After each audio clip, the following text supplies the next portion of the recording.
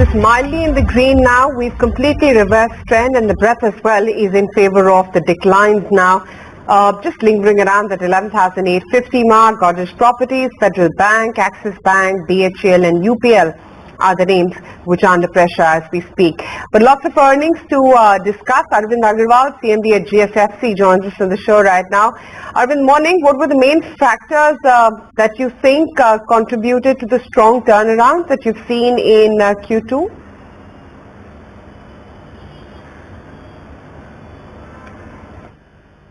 The main factors, I would say, are a massive reduction in the finished stock that we hold currently vis-a-vis Q2 of last year, combined with a good reduction in the price of major raw material inputs. This has significantly led to the very good performance. Other than that, there is also export thrust of industrial products. There is import substitution under Atmanirbhar Bharat, and the massive reduction in finished cost has led to a drastic reduction in our bank borrowing, which has led to very much reduced interest cost and also the supply chain management logistics cost. All these combined has given us this very good performance in Q2 as also H1. Where within raw materials are you seeing the cost pressure ease, and what exactly is the outlook on RM prices going forward? We are talking of natural gas, ammonia, sulfuric acid and sulfur. Now the prices were low in Q2 as compared to Q2 of 1920, but they went up thereafter. So if we compare with Q3 or Q4 of the financial year 1920, the reduction is not as much as it is compared to Q2 of last year. This has helped in reduction of input cost, but that is not alone. If we had not reduced the finished stock, fertilizer stocks very drastically, which we reduced by 747 crore in Q2 vis-a-vis Q2 of last year, and we reduced the bank borrowing by 908 crore in Q2, and in H1 we reduced the bank borrowing by 1360 crore. So this has led, apart from the reduction in the raw material cost, has led to this performance. Of course, we were constrained by the reduction in the delta between the benzene price and caprolactam price. This was $783, the delta in Q2, which has come down to $602 in Q2 this year. So there is a reduction, and as you are aware, caprolactam is our main industrial product, which also gives rise to substantial profits. However, we saw very good results in fertilizer sales because of very good Kharif.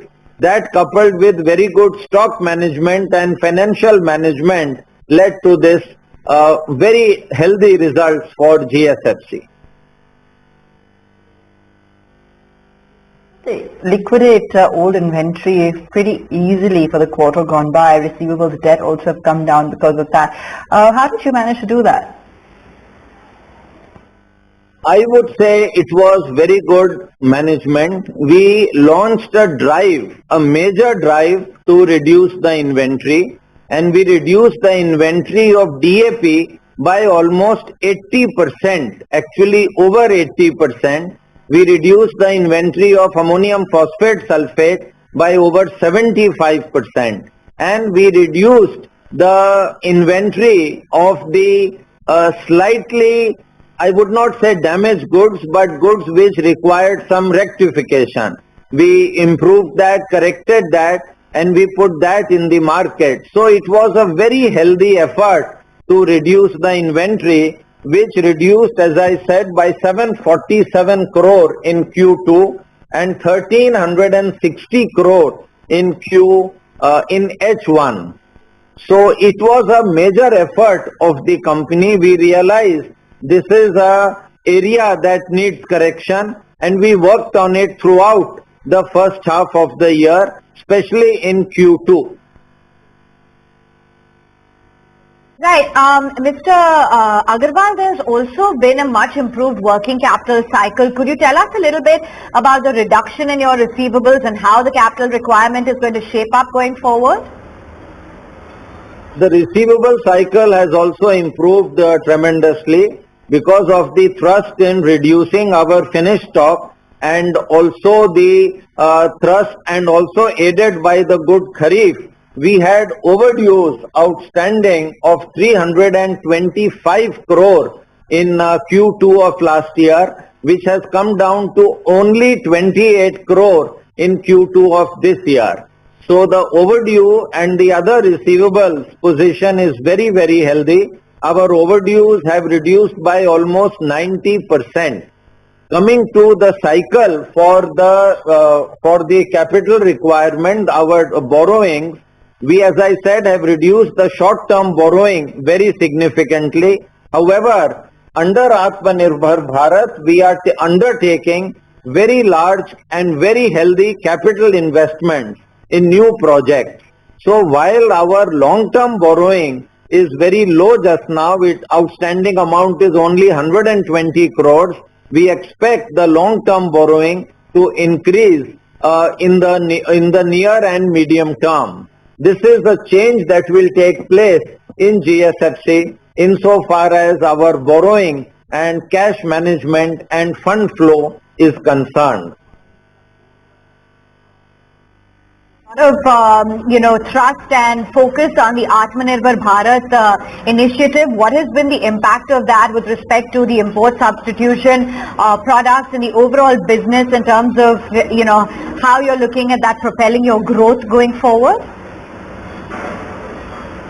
We are going to increase our share of chemical and pharma and biotech intermediates in our product basket, and that would be very healthy from the point of view of profitability also, and mainly from the point of view of import substitution. Heeding the call of Honorable Prime Minister for Atmanirbhar Bharat, we have identified 8 chemical products, 11 pharma and biotech intermediates, 1 methanol, which is a commodity, and 1 fertilizer, which is calcium nitrate, which are almost entirely imported into the country from different sources. 2 of the products, methanol and calcium nitrate, we have already begun production in very good quantity, and this is going to help us in our second half of the current financial year also.